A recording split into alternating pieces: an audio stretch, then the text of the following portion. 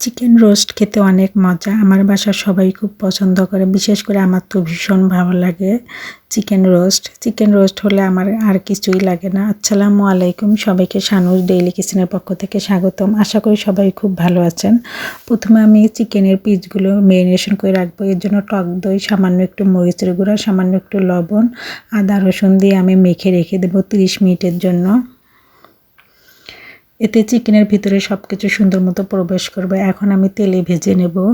আমি একটু লাল লাল করে ভেজে নিচ্ছি, এতে খেতে অনেক মজা লাগবে। তারপরে বেস্তা করে রেখে দিয়েছি সেই তেলে আদা রসুন বাটা, পেঁয়াজ বাটা দিয়ে 2 থেকে 3 মিনিট একটু কষিয়ে নেব, যাতে কাঁচা গন্ধটা চলে যায়। এখন পরিমাণ মতো লবণ দিয়ে দিলাম। দিয়ে দিচ্ছি 3 রকম বাদাম বাটা, কাজু বাদাম, কাঠবাদাম, চীনা বাদাম বাটা দিয়ে 5 মিনিটের মতো কষিয়ে নেব। সামান্য একটু মরিচের গুঁড়া দিয়ে দিচ্ছি, এতে কালারটা অনেক ভালো আসবে। অবশিষ্ট টক দইটুকু দিয়ে দিচ্ছি,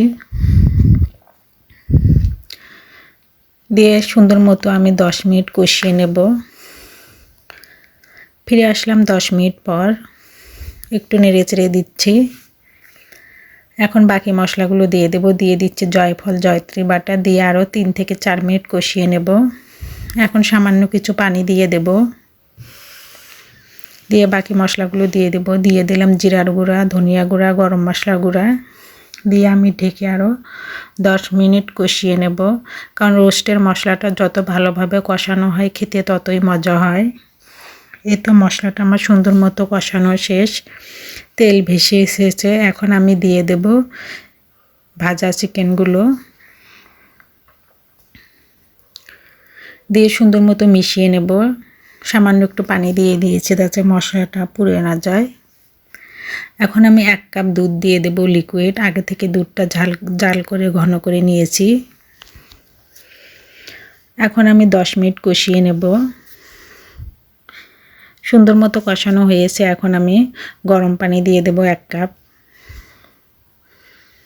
সুন্দর মতো মিক্সার করে নিলাম। এখন কিছু বেরেস্তা দিয়ে দেব, স্বাদ মতো চিনি দিয়ে দেব, দিয়ে ঢেকে আরও 10 মিনিট রান্না করব। ফিরে আসলাম 10 মিনিট পর। এরপর যা আরও কিছু বেরেস্তা দিয়ে দেব, কারণ রোস্টের ভিতরে বেরেস্তা বেশি দিলে রোস্টটা খেতে বেশি মজা হয়।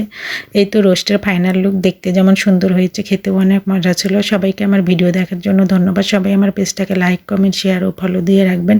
ইউটিউব চ্যানেলটাকে সাবস্ক্রাইব করে রাখবেন। সবাই আমার পাশেই থাকবেন, আমাকে বেশি বেশি করে সাপোর্ট করবেন। সবাইকে আমার ভিডিও দেখার জন্য আবারও ধন্যবাদ। আল্লাহ হাফেজ।